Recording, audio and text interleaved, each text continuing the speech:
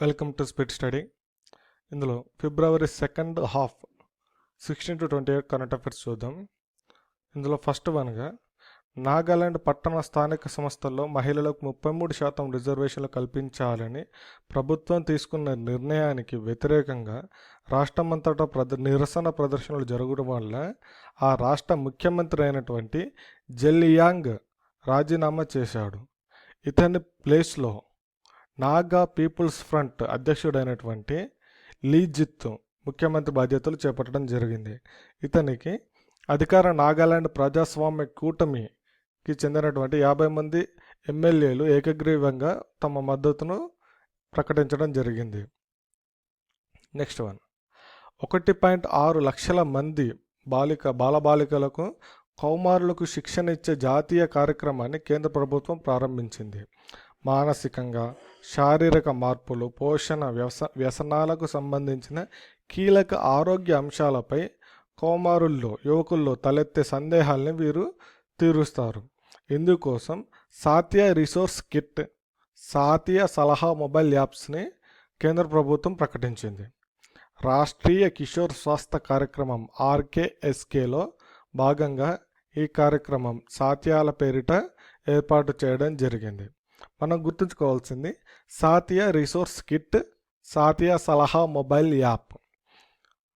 బాలబాలికల కోసం కేంద్ర ప్రభుత్వం ప్రకటించినటువంటి మొబైల్ యాప్ ఏంటి? సాతియా సలహా మొబైల్ యాప్, సాతియా రిసోర్స్ కిట్. ఇవి దేనిలో ఏ కార్యక్రమంలో భాగంగా ప్రారంభించడం జరిగింది? రాష్ట్రీయ కిషోర్ స్వాస్థ్య కార్యక్రమం RKSKలో భాగంగా. దేశంలో సౌర విద్యుత్ సామర్థ్యాన్ని రెట్టింపు చేయాలని కేంద్ర ప్రభుత్వం నిర్ణయించింది. ఇప్పటి వరకు దేశవ్యాప్తంగా ఇందులో భాగంగా 500 మెగావాట్ల సామర్థ్యంతో కనీసం 50 సౌర పార్కుల్ని ఏర్పాటు చేయడం ద్వారా సౌర విద్యుత్ సామర్థ్యాన్ని ప్రస్తుతం ఉన్నటువంటి 20,000 మెగావాట్ల నుంచి 40,000 మెగావాట్లకు పెంచుతారు. కేంద్రం అందించే 8,100 కోట్ల ఆర్థిక మద్దతు 2019-20 నాటికి సౌర పార్కుల్ని, ప్రాజెక్టుల్ని ఏర్పాటు చేస్తారు. దీనివల్ల ఏటా 64 బిలియన్ యూనిట్ల విద్యుత్ ఉత్పత్తి అవుతుంది. ఫలితంగా ఏటా 55 మిలియన్ టన్నుల CO2 తగ్గే అవకాశం ఉందని అంచనా వేశారు. సో ప్రస్తుతం ఉన్న 20,000 మెగావాట్ల నుంచి 40,000 మెగావాట్లకు సౌర విద్యుత్ సామర్థ్యాన్ని రెట్టింపు చేయడానికి 50 సౌర పార్కుల్ని కేంద్ర ప్రభుత్వం ఏర్పాటు చేయడం జరిగింది. నేపాల్లోని శంకోసభ జిల్లాలో ఉన్నటువంటి 5,723.72 కోట్లతో ఏర్పాటు చేసిన 900 మెగావాట్ల జల విద్యుత్ ప్రాజెక్టును కేంద్ర ప్రభుత్వం ఆమోదం తెలిపింది. నేపాల్లోని అరుణా నదిపై చేపట్టే ఈ ప్రాజెక్టుకు సంబంధించి నేపాల్తో 2008లోనే ఒప్పందం జరిగింది. ఇందులో మిగిలినటువంటి విద్యుత్ భారత్కు చెందుతుంది. వ్యవసాయ అనుబంధ రంగాల్లో సహకారం కోసం భారత్, పోలాండ్ మధ్య ఒప్పందంపై సంతకం చేసేందుకు కేంద్ర మంత్రివర్గం ఆమోదం తెలిపింది. ఇక్కడ మనకు అడిగే క్వశ్చన్, భారతదేశం వ్యవసాయ అనుబంధ రంగాల్లో సహకారం కోసం ఏ దేశంతో ఒప్పందం చేసుకుంది? పోలాండ్. భారత్, గ్రీస్ మధ్య వైమానిక సేవల ఒప్పందానికి భారత ప్రభుత్వం ఆమోదం తెలిపింది. భారతదేశం వైమానిక సేవల ఒప్పందాన్ని ఏ దేశంతో కుదుర్చుకుంది? గ్రీస్. ఇందులో భాగంగా హైదరాబాద్ సహా 6 మెట్రో నగరాలకు గ్రీక్ ఎయిర్లైన్స్ కార్యక్రమాలు నిర్వహించే అవకాశం ఉంది. పౌర విమానయాన భద్రత సహకారం, అభివృద్ధి, ప్రోత్సాహానికి ఆస్ట్రేలియాతో అవగాహన ఒప్పందానికి కేంద్రం ఆమోదం తెలిపింది. పౌర విమానయాన భద్రత సహకారం, అభివృద్ధి కోసం భారతదేశం ఆస్ట్రేలియాతో ఒప్పందం చేసుకుంది. ఉపరితలం నుంచి గగనతలంలోని ఆ లక్ష్యాలను ఛేదించే మధ్యంతర శ్రేణి క్షిపణి MR-SAMను ఇజ్రాయెల్తో కలిసి అభివృద్ధి చేయడానికి ఉద్దేశించిన భారీ ఒప్పందానికి కేంద్ర ప్రభుత్వం ఆమోదం తెలిపింది. ఇది 17,000 కోట్ల విలువైన ఈ ప్రాజెక్టును భారత రక్షణ పరిశోధన అభివృద్ధి సంస్థ DRDO, Israel air craft industries IAI సంయుక్తంగా అమలు చేస్తాయి. భారత్, ఇజ్రాయెల్ మధ్య దౌత్య సంబంధాలు ఏర్పడి 2017 నాటికి 25 ఏళ్లు పూర్తి అయ్యాయి. ఈ నేపథ్యంలో ఎంఆర్ శ్యామ్ ప్రాజెక్టుకు శ్రీకారం చుట్టారు. ఇది నౌకాదళం కోసం రూపొందిస్తున్న దీర్ఘశ్రేణి ఎంఆర్ శ్యామ్కు సంబంధించిన భూతల వర్షన్. దీని పరిధి 70 కిలోమీటర్ల వరకు ఉంటుంది. ఈ ఒప్పందం కింద 40 అస్త్ర ప్రయోగ విభాగాలు, 200 క్షిపణులను అందజేస్తారు. యుద్ధ సన్నద్ధతను పరీక్షించేందుకు త్రివిధ దళాలు భారీ విన్యాసాలను నిర్వహించాయి. జనవరి 24 నుంచి ఫిబ్రవరి 23 వరకు TROPEX, the theatre level readiness and operational exercise పేరుతో అరేబియా సముద్రం, ఉత్తర మధ్య హిందూ మహాసముద్రంలో ఈ విన్యాసాలు నిర్వహించారు. తీర ప్రాంత రక్షణ దళం కూడా ఈ కార్యక్రమంలో పాల్గొంది. జనవరి 24 నుంచి ఫిబ్రవరి 23 వరకు TROPEX, the theatre level readiness and operational exercise. దేశంలోని పరిశోధన సంస్థలు రూపొందించిన 20 అధిక దిగుబడి వంగడాల విడుదలకు కేంద్ర పర్యాటన మంత్రిత్వ శాఖ స్వయం ప్రతిపత్తి సంస్థ వెరైటీ రిలీజింగ్ కమిటీ (విఆర్సి) ఆమోదం తెలిపింది. డెహ్రాడూన్, కోయంబత్తూర్, జబల్పూర్లో అటవీ పరిశోధన సంస్థలు వీటిని రూపొందించాయి.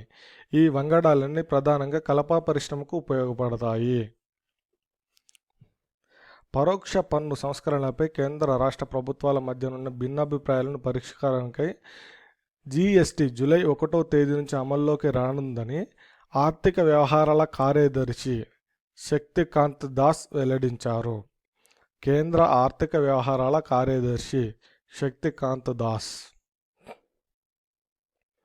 రాష్ట్రీయ మన తెలంగాణలో డెబిట్ క్రెడిట్ కార్డు ద్వారా దేశంలో 100% వస్తు సేవలను అందజేసే మొదటి డీజీపే స్టేషన్గా కాకినాడ రైల్వే స్టేషన్ అవతరించింది. ఇది ఆంధ్ర బ్యాంకు సహకారంతో అమల్లోకి రావడం జరిగింది. డెబిట్ క్రెడిట్ ద్వారా దేశంలో 100% వస్తు సేవలను అందజేసే మొదటి railway station Kacheguda railway station. AP Andhra Pradesh ప్రభుత్వం 2017-22 క్రీడా విధానాన్ని ఆమోదించింది.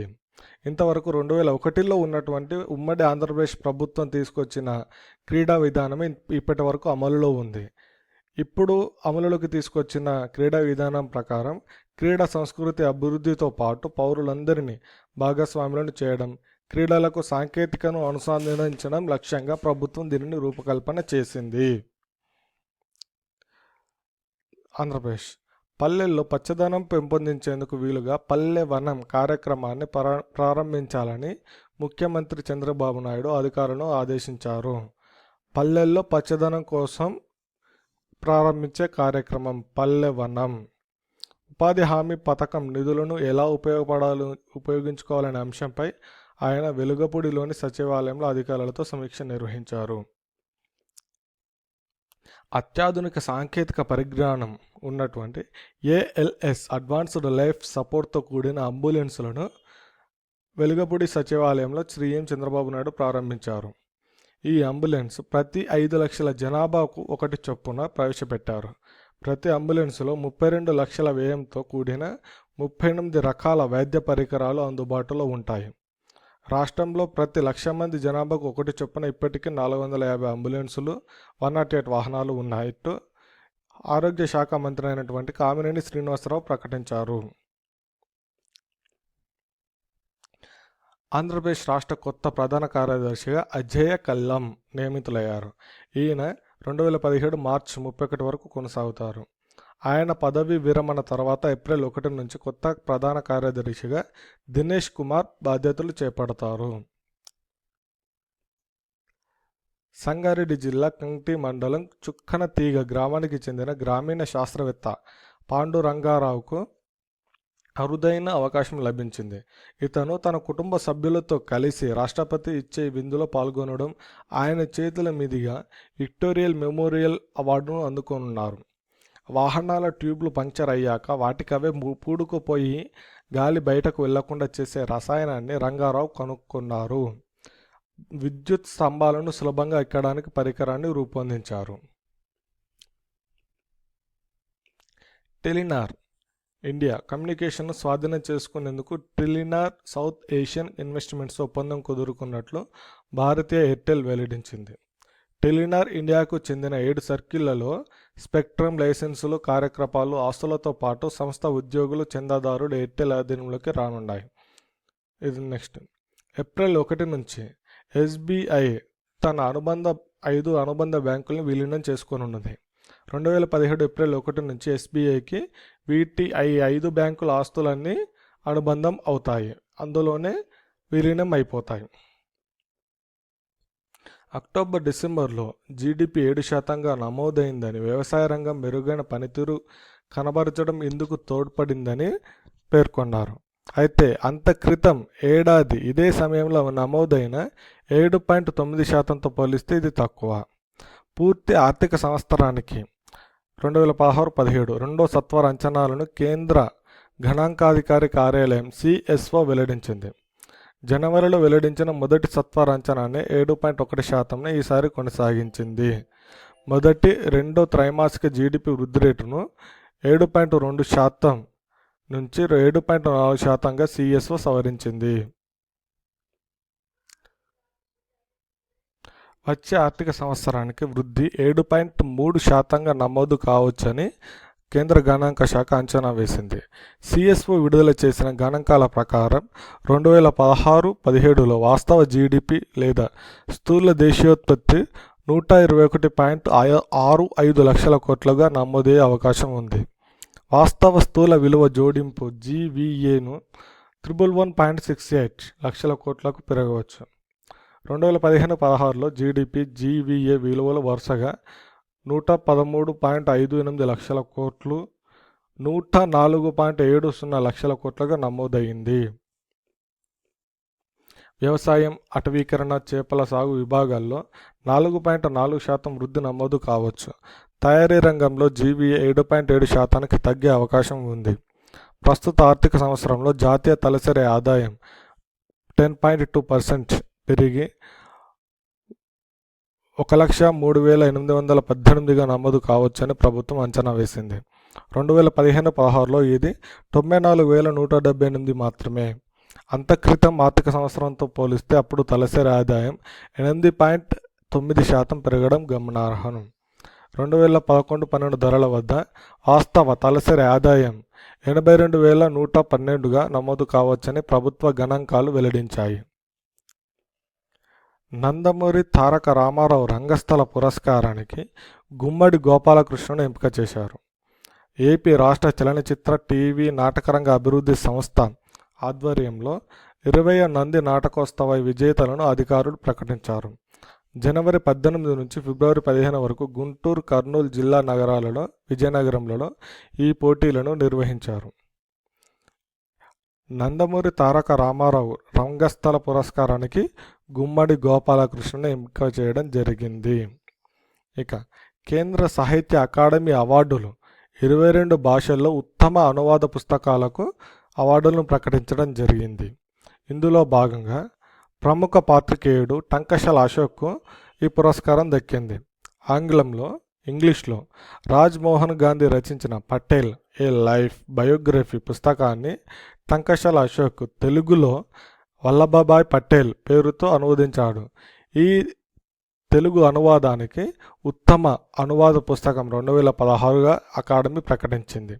తెలుగులో ఉత్తమ అనువాద పుస్తకం 2016 వల్లభభాయ్ పటేల్, రచించింది టంకశాల అశోక్. దీని మూలం ఆంగ్లంలో రాజ్మోహన్ గాంధీ రచించినటువంటి పటేల్ ఏ లైఫ్ బయోగ్రఫీ. మనకు ఇందులో ఇంపార్టెంట్ క్వశ్చన్స్ ఏంటంటే టంకశాల అశోక్ రచించిన వల్లభాయ్ పటేల్ పుస్తకం, దీని మూలం ఇంగ్లీష్లో రాజ్మోహన్ గాంధీ రచించినటువంటి పటేల్ ఏ లైఫ్ బయోగ్రఫీ. ఇది పుస్తకానికి తెలుగులో ఉత్తమ అనువాద పుస్తకం 2016గా అకాడమీ ప్రకటించడం జరిగింది. ఇక నెక్స్ట్, రాష్ట్రీయ సంస్కృత విద్యాపీఠ్ ప్రొఫెసర్ రాణి సదాశివమూర్తికి కేంద్ర సాహిత్య అకాడమీ అవార్డు దక్కింది. తెలుగులో రాళ్లబండి కవితాప్రసాద్ రచించినటువంటి ఒంటరి పూల బుట్ట కవితలను సదాశివమూర్తి వివక్త పుష్పకరంద పేరుతో సంస్కృతంలోకి అనువదించడం జరిగింది. దీనికి సంస్కృతంలో ఉత్తమ అనువాద పుస్తకంగా అకాడమీ ప్రకటించడం జరిగింది. 2015లో గోదావరి మహాపుష్కరాల సందర్భంగా జయ గోదావరి మాత జయ జయ జన హృదయాంగన దీప్త గీతాన్ని సదాశివమూర్తి రచించడం జరిగింది. నెక్స్ట్, రజనీగంధ కవితా సంపుటి సృష్టికర్త అయినటువంటి పాపినేని శివశంకర్ కేంద్ర సాహిత్య అకాడమీ పురస్కారం అందుకున్నారు. ఢిల్లీలోని కమానీ ఆడిటోరియంలో జరిగిన కార్యక్రమంలో అకాడమీ అధ్యక్షుడైన విశ్వనాథ ప్రసాద్ తివారీ ఆయనకు అవార్డు ప్రదానం చేశారు. దీనితో పాటుగా మరో 23 మంది ప్రముఖ రచయితలకు తివారీ అవార్డులను అందించారు.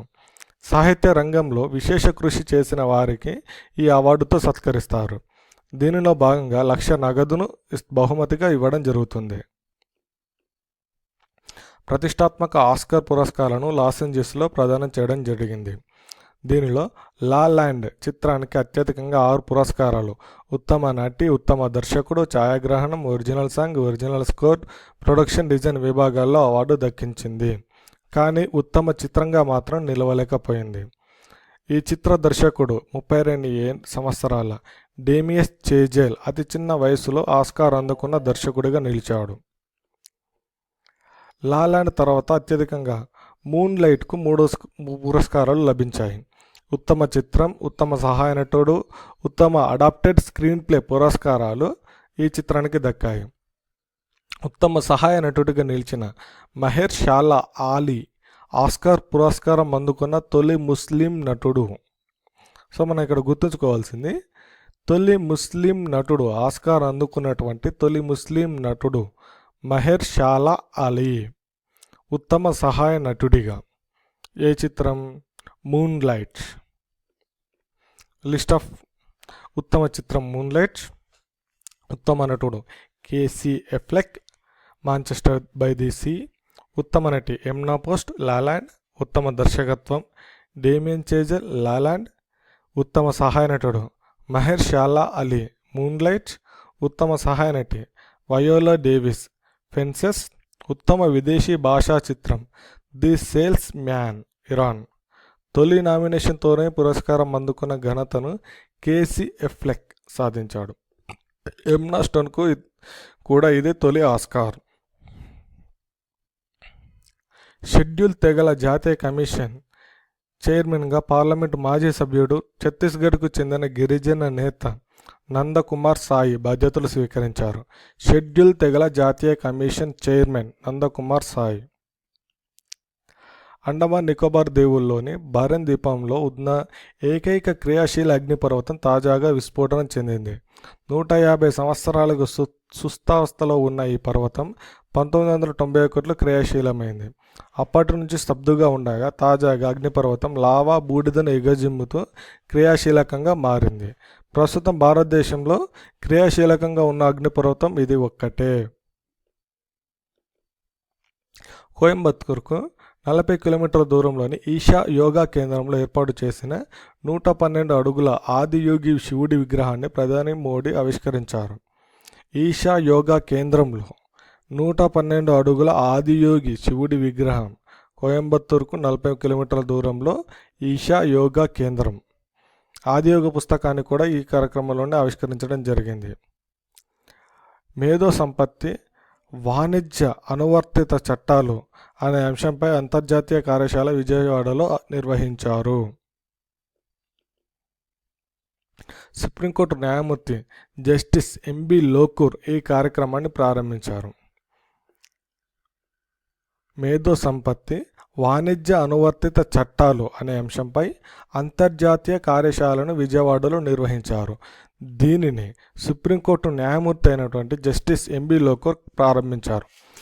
అదేవిధంగా సుప్రీంకోర్టు న్యాయమూర్తులైనటువంటి జస్టిస్ ఎన్వి రమణ, ఉమ్మడి హైకోర్టు తాత్కాలిక ప్రధాన న్యాయమూర్తి అయినటువంటి రమేష్ రంగనాథన్, ఢిల్లీ హైకోర్టు ప్రధాన న్యాయమూర్తి జస్టిస్ రోహిణి, జపాన్ మేధో సంపత్తి హైకోర్టు ప్రధాన న్యాయమూర్తి జస్టిస్ అకిరా కటేసే, సీఎం చంద్రబాబు తదితరులు ఈ కార్యక్రమంలో పాల్గొనడం జరిగింది. సమీప ప్రాంతాలకు హెలికాప్టర్ ద్వారా రాకపోకలను సాగించేందుకు వీలుగా ఢిల్లీలో నిర్మించిన అధునాతన ఏకీకృత హెలిపోర్ట్ కార్యకలాపాలను ప్రారంభించింది. రోహిణి ప్రాంతంలో 100 కోట్ల వ్యయంతో ఏర్పాటు చేసిన ఈ హెలిపోర్ట్ను కేంద్ర పౌర విమానయాన మంత్రి అశోక్ గజపతిరాజు ప్రారంభించారు. హెలికాప్టర్ ల్యాండింగ్, టేకాఫ్లతో పాటు ప్రత్యేకంగా గగనతల రద్దీ నియంత్రణ ఏటీసీ ఇంధన సేవలను అందుబాటులో ఉన్న తొలి ఏకీకృత హెలిపోర్ట్ ఇదే. దక్షిణాసియాలో కూడా ఇదే. 16 హెలికాప్టర్లను నిలిపే సదుపాయం, 4 హ్యాంగర్లు కలిగి కూడా ఉన్నాయి. ప్రభుత్వ రంగ సంస్థ పవన్ హన్స్ ఈ హెలిపోర్ట్ను నిర్మించింది. దివంగత మాజీ రాష్ట్రపతి అయినటువంటి అబ్దుల్ కలాం రచించినటువంటి చివరి పుస్తకం పాత్వేస్ టు గ్రేట్నెస్ను హార్పర్ కాలిస్ ఇండియా ప్రచురించింది. ఆయన మరణించడానికి సుమారు 4 నెలల ముందే కలాం ఈ పుస్తకం రాయడం పూర్తి చేశారు. రాజకీయ నాయకులనేవారు పౌర సమాజానికి చక్కని ఉదాహరణగా నిలవాలని కలాం తన పుస్తకంలో పేర్కొన్నారు. Social choice and social welfare పేరిట నోబెల్ పురస్కార గ్రహీత ప్రముఖ ఆర్థికవేత్త అమర్త్య సేన్ రచించిన పుస్తకాన్ని ఢిల్లీలో విడుదల చేయడం జరిగింది. Social choice and social welfare పుస్తకాన్ని రచించింది ఎవరు? అమర్త్య సేన్. అంతర్జాతీయ న్యాయస్థానం న్యాయమూర్తి జస్టిస్ దల్వీర్ భండారి రచించిన judicial reforms recent global trends, న్యాయ సంస్కరణలు ఇటీవల అంతర్జాతీయ పోకడలు పుస్తకాన్ని రాష్ట్రపతి భవన్లో ప్రధాని నరేంద్ర మోడీ ఆవిష్కరించారు. జస్టిస్ దల్వీర్ భండారి రచించిన judicial reforms recent global trends, judicial reforms recent global trends, Dalveer Bhandari. సుస్థిర అభివృద్ధి లక్ష్యాలపై 2 రోజుల పాటు జరిగే దక్షిణాసియా సభాపతుల శిఖరాగ్ర సమావేశం ఇండోర్లో ప్రారంభమైంది. లోక్సభ స్పీకర్ సుమిత్ర మహాజన్ ప్రారంభోపన్యాసం చేశారు. భారత పార్లమెంట్, ఐపీయూ, ఇంటర్ పార్లమెంటరీ యూనియన్ల సంయుక్త ఆధ్వర్యంలో జరుగుతున్న సదస్సుకు మన దేశంతో పాటు ఆఫ్ఘనిస్తాన్, బంగ్లాదేశ్, భూటాన్, మాల్దీవులు, నేపాల్, శ్రీలంక ప్రతినిధులు హాజరయ్యారు. పాకిస్తాన్, మయన్మార్ సదస్సుకు హాజరు కాలేదు. ఐపీయూ అధ్యక్షుడిగా సబీర్ హుసేన్, ఈయన బంగ్లాదేశ్ పార్లమెంట్ సభ్యుడు. జర్మనీలోని బాన్ నగరంలో ఫిబ్రవరి 15 నుంచి 17 వరకు G20 దేశాల విదేశీ వ్యవహారాల మంత్రుల సమావేశం నిర్వహించారు. G20 దేశాల విదేశీ వ్యవహారాల మంత్రుల సమావేశం ఎక్కడ జరిగింది? జర్మనీలోని బాస్ నగరంలో. భారత్ తరపున విదేశీ వ్యవహారాల సహాయ మంత్రి అయినటువంటి ఎంజే అక్బర్ హాజరయ్యారు. అమెరికాకు చెందిన ప్రముఖ మేధో సంస్థ ది హెరిటేజ్ ఫౌండేషన్ వార్షిక ఆర్థిక స్వేచ్ఛా సూచి నివేదికను విడుదల చేసింది. దీనిలో భారత్కు 143వ స్థానం దక్కింది. గత సంవత్సరం 123వ స్థానంలో నిలవగా ఈ సంవత్సరం 20 స్థానాలు పెరిగి 143కు రావడం జరిగింది. ఈ సూచీలో హాంకాంగ్, సింగపూర్, న్యూజిలాండ్ అగ్రస్థానాలు నిలిచాయి. భారత్ ప్రపంచంలో అతిపెద్ద ఆయుధ దిగుమతిదారుగా అవతరించింది. స్టాక్ హోమ్ అంతర్జాతీయ శాంతి పరిశోధక సంస్థ సిప్రి తాజా నివేదికలో పేర్కొనడం జరిగింది. 2012-16 మధ్య ప్రపంచ ఆయుధ దిగుమతుల్లో భారత్ వాటా 13%. అన్ని దేశాల్లో ఇదే అత్యధికంగా ఆయుధాలు దిగుమతి చేసుకుంటున్న రెండో దేశం సౌదీ అరేబియా. ఎగుమతుల్లో అమెరికా మొదటి స్థానంలో ఉంది. తర్వాత స్థానాల్లో రష్యా, చైనా, ఫ్రాన్స్, జర్మనీ ఉన్నాయి. ఈ 5 దేశాల నుంచి ఎగుమతుల్లో 75% వాటా ఉన్నది. ప్రపంచవ్యాప్తంగా ఆహారంలో 20% వృధా అవుతున్నట్టు ఎడిబన్ బరో విశ్వవిద్యాలయానికి చెందిన పరిశోధకులు వెల్లడించడం జరిగింది. దీనిలో 10% అధికంగా తినడం వలన, మరో 10% వృధాగా పడేయడం వలన ఆహారం వృధా అవుతున్నట్లు పేర్కొనడం జరిగింది. ప్రపంచంలోనే అధిక యువ జనాభా కలిగిన భారత ఆర్థిక వ్యవస్థ 2025 నాటికి దాదాపు 340 లక్షల కోట్లు $5 బిలియన్ చేరొచ్చని అంతర్జాతీయ ఆర్థిక సేవల సంస్థ మోర్గన్ స్టాన్లీ అంచనా వేసింది. మార్కెట్ ధరల ప్రకారం ప్రస్తుతం 140 లక్షల కోట్లు $2.20 బిలియన్ పరిమాణంతో ప్రపంచంలో 7వ అతిపెద్ద ఆర్థిక వ్యవస్థగా భారత్ ఉంది. కొనుగోలు శక్తి ఆధారంగా చూస్తే ఇది 3వ స్థానం. ఆర్థిక సహకార అభివృద్ధి సంస్థ ఓఈసిడి రూపొందించిన భారత ఆర్థిక సర్వేను ఢిల్లీలో విడుదల చేశారు. పెద్ద నోట్ల రద్దు పరిణామాల కారణంగా వృద్ధి రేటు ముందు అనుకున్న 7.4% నుంచి 7% తగ్గుతుందని ఓఈసిడి అంచనా వేసింది. 2017-18లో 7.3%, ఆ తర్వాత సంవత్సరంలో 7.7% మేర వృద్ధి నమోదవుతుందని తెలిపింది. 2015-16 సంవత్సరానికి నిర్వహించిన జాతీయ కుటుంబ ఆరోగ్య సర్వే 4ను కేంద్ర ఆరోగ్య శాఖ వెల్లడించింది. దీనిలో ముఖ్యాంశాలు: 6 లక్షల కుటుంబాలు, 7 లక్షల మంది మహిళలు, 1.3 లక్షల మంది పురుషుల నుంచి సమాచారాన్ని సేకరించి ఈ సర్వే నిర్వహించడం జరిగింది. తొలిసారిగా జిల్లా స్థాయి అంచనాలను రూపొందించారు. దీనిలో ఎన్ఎఫ్హెచ్ఎస్ 3 2005-6 నుంచి ఎన్ఎఫ్హెచ్ఎస్ 4 2015-16 మధ్య ప్రతి 1000 సజీవ జననాలకు గాను శిశు మరణాల రేటు 57 నుంచి 41కి తగ్గింది. గత ఏడాది కాలంలో దాదాపు అన్ని రాష్ట్రాల్లో ఈ రేటు తగ్గింది. ఎన్ఎఫ్హెచ్ఎస్ 1లో శిశు మరణాల రేటు ప్రతి 1000 జననాలకు 79 ఉండగా ప్రస్తుతం 41కి తగ్గింది. అదేవిధంగా ప్రతి 1000 మంది పురుషులకు మహిళల సంఖ్యను పేర్కొన్న పుట్టుకతో లింగ నిష్పత్తి గత దశాబ్ద కాలంలో జాతీయ స్థాయిలో 914 నుంచి 919కి పెరిగిందని సర్వేలో పేర్కొన్నారు. కేరళలో అత్యధికంగా 1047 ఉండగా మేఘాలయాలలో 1009, ఛత్తీస్గఢ్లో 977గా నమోదైంది. ప్రతి మహిళకు మొత్తం సంతాన రేటు టీఎఫ్ఆర్ 2.2%, 2.2 చిన్నారుల వరకు తగ్గినట్లు వెల్లడైంది. ఇది నిర్దేశిత లక్ష్యమైన 2.1 స్థాయికి చేరువవుతుందని, దేశంలో ప్రతి రాష్ట్రంలో టీఎఫ్ఆర్ గణనీయ స్థాయిలో తగ్గినట్లు తెలిపింది.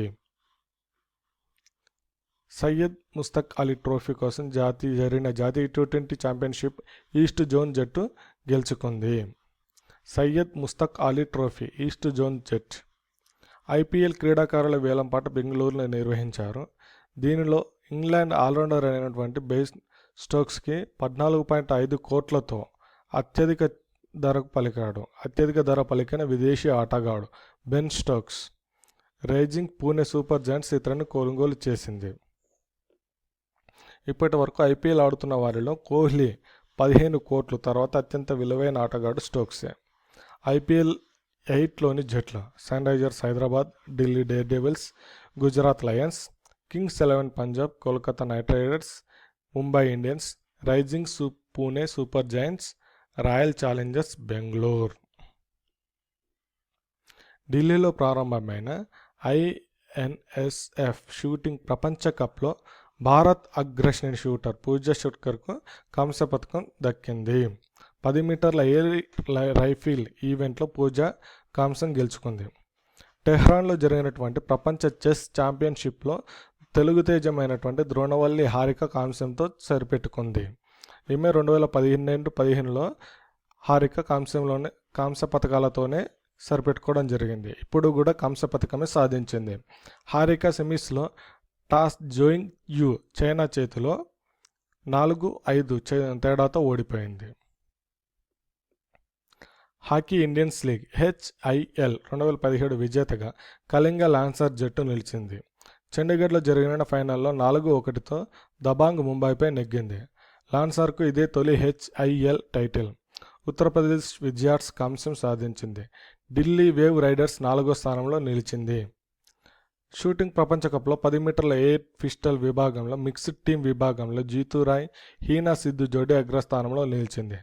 డబుల్ ట్రాప్లో అంకుర్ మిత్తల్ రజతం సొంతం చేసుకున్నాడు.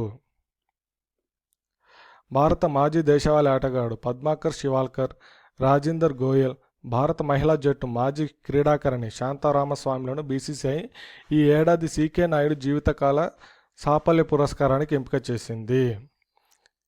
సీకే నాయుడు జీవితకాల సాఫల్య పురస్కారం పద్మాకర్ శివాల్కర్, రాజీందర్ గోయల్, శాంతా రామస్వామిలు. షూటింగ్ ప్రపంచ కప్లో భారత స్టార్ ఆటగాడు జీతురాయ్ 10 మీటర్ల ఎయిర్ పిస్టల్ విభాగంలో కాంస్య పథకం సాధించడం జరిగింది. నెక్స్ట్, భారత మాజీ భారత మాజీ ప్రధాన న్యాయమూర్తి అయినటువంటి జస్టిస్ ఆల్తమస్ కబీర్ కోల్కతాలో మరణించడం జరిగింది. 2012 సెప్టెంబర్ 29 నుంచి 2013 జూలై 19 వరకు ఆయన సిజిఐగా సేవలందించారు. ప్రత్యేక ఆర్థికవేత్త, నోబెల్ పురస్కార విజేత కెన్నెత్ జే.ఆర్. 95 ఇయర్స్ శాన్ ఫ్రాన్సిస్కోలో స్కోబే ఏరియాలో పాలో ఆల్టోలోని నివాసంలో మరణించారు. ఇతను బ్రిటన్ ఆర్థికవేత్త సర్ జాన్ ఆర్ హిక్స్తో కలిసి 1972లో నోబెల్ పురస్కారం అందుకోవడం జరిగింది. ఇతని శిష్యులు స్టూడెంట్స్ 5 నోబెల్ విజేతలు కావడం విశేషం. 1951లో social choice and individual values పుస్తకంతో ఆయన ప్రఖ్యాతిగాంచారు. సో ఇక్కడ మనం గుర్తుంచుకోవాల్సింది social choice and individual values పుస్తక రచయిత కెన్నెత్ జే.ఆర్. కేంద్ర మాజీ మంత్రి, మాజీ గవర్నర్, సీనియర్ కాంగ్రెస్ నాయకులు, న్యాయవాది అయినటువంటి పుంజల శివశంకర్ హైదరాబాద్లో మరణించడం జరిగింది. ఇతను ప్రణాళిక సంఘం ఉపాధ్యక్షుడిగా, సిక్కిం, కేరళ గవర్నర్గా వ్యవహరించారు. అంతర్జాతీయ అంతరిక్ష కేంద్రంలో పండించినటువంటి తొలి క్యాబేజీ పంట కోతకు సిద్ధమైనట్లు అమెరికా అంతరిక్ష పరిశోధనా సంస్థ నాసా వెల్లడించింది. వ్యోమగామి పిగ్గీ విట్సన్ కోసిన ఈ చైనీస్ క్యాబేజీ పంటలో కొంత భాగాన్ని ఐఎన్ఎస్ సిబ్బంది తినడానికి ఉపయోగించగా మిగిలిన దాన్ని నాసాకు చెందిన కెనడీ స్పేస్ సెంటర్కు పరిశోధనల నిమిత్తం తీసుకొస్తారు. ఇది అంతర్జాతీయ అంతరిక్ష కేంద్రంలో సాగైన 5వ పంట. వివిధ ఆకుకూరలను అనేక రకాలకు పరీక్షించిన మీదట అంతరిక్షంలో పెరిగినప్పుడు వీటి పోషక విలువల్లో తేడాను గుర్తించడానికి ఐఎస్ఎస్ఎస్లో దీన్ని సాగు చేయడానికి ఎంపిక చేశారు. అంతర్జాతీయ అంతరిక్ష కేంద్రంలో ఆహార పదార్థాలు మోసుకెళ్తున్న ఫాల్కన్ రాకెట్ను స్పేస్ ఎక్స్ నౌక ద్వారా నాసా విజయవంతంగా ప్రయోగించింది. ఫ్లోరిడాలోని కెనడీ అంతరిక్ష కేంద్రంలోని లాంచ్ కాంప్లెక్స్ 39A నుంచి ఈ ప్రయోగం జరిగింది. తీరగస్తీ నౌక ఆయుష్ ఫిబ్రవరి 18న భారత తీర గస్తీ దళంలో చేరింది.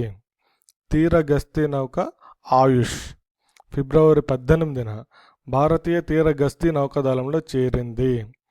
50 మీటర్ల పొడవున్న ఆయుష్ ఫాస్ట్ పెట్రోల్ నౌకను కొచ్చిన్ షిప్యార్డ్లో నిర్మించారు. ఈ గస్తీ నౌకను నెల్లూరు జిల్లా కృష్ణపట్నం తీర భద్రతకు వినియోగిస్తారు. ఆయుష్ తీర గస్తీ నౌక. భారతీయ తీర గస్తీ దళంలో మరో నౌక షౌనక్ చేరింది. విశాఖపట్నంలో ప్రాథమికంగా పనిచేసే ఈ నౌక గోవా షిప్యార్డ్లో నిర్మితమైంది. గోవాలో కేంద్ర రైల్వే శాఖ మంత్రి సురేష్ ప్రభు చేతుల మీదుగా దీన్ని తీరగస్తీ దళంలో విధులకు అప్పగించారు. ఇప్పటి వరకు భారతీయ తీరగస్తీ దళంలో 127 నౌకలు ఉండగా మరో 85 నౌకలు దేశంలోని వివిధ నౌకా నిర్మాణ కేంద్రాల్లో నిర్మాణ దశలో ఉన్నట్లు తీరగస్తీ దళం వెల్లడించింది. మన సౌర కుటుంబానికి పొరుగున ఒకే తార చుట్టూ తిరుగుతున్న 7 గ్రహాలను పరిశోధకులు గుర్తించారు. ఇవన్నీ దాదాపుగా భూమి పరిమాణంలో ఉండడం విశేషం. అంతేకాదు వీటిపై ద్రవ రూపంలో నీరు ఉండడానికి ఆస్కారం ఎక్కువగా ఉందని నిర్ధారించారు. జీవులు కూడా ఉండొచ్చని విశ్లేషిస్తున్నారు. మన సౌర కుటుంబం వెలుపల ఒకే తార చుట్టూ పుడమి పరిమాణంలో ఉన్న ఇన్ని గ్రహాలను కనుక్కోవడం ఇదే మొదటిసారి. ఈ గ్రహ వ్యవస్థకు మనకు 40 కాంతి సంవత్సరాలు 235 లక్షల కోట్ల మైళ్ళు దూరంలో ఉంది. ఈ గ్రహ వ్యవస్థకు the transiting planet and planetesimals small telescope TRAPST-1గా పేరు పెట్టారు. ఇది అక్వేరియన్ అనే తార మండలంలో కొలువై ఉంది. 3D ముద్రిత శరీర భాగాలు భారత్లో వాస్తవ రూపం దాల్చాయి. ఈ విధానం ద్వారా గురుగ్రామ్ వైద్యులు 32 ఏళ్ల ఉపాధ్యాయురాలికి పునర్జన్మను ప్రసాదించారు. ఢిల్లీకి శివారులోని గురుగ్రామ్లో ఉన్న మేధాంత ఆసుపత్రి వైద్య బృందం దేశంలోనే తొలిసారిగా 3D ముద్రిత టైటానియం ఇంప్లాంట్ను ఉపయోగించి శస్త్రచికిత్స చేయడం జరిగింది. ఇలాంటి శస్త్రచికిత్సలు 2015లో చైనాలో, 2016లో ఆస్ట్రేలియాలో జరిగాయి. ఇప్పుడు 2017లో భారత్లో జరిగింది. భారత్లో మొదటి 3D ముద్రిత టైటానియం ఇంప్లాంట్ ఎక్కడ జరిగింది? ఢిల్లీలోని గురుగ్రామ్ దగ్గరలో ఉన్నటువంటి మేదాంత ఆసుపత్రిలో. Thank you. ఇవి 2017 February second part current affairs. Thank you for watching my videos. Thank you.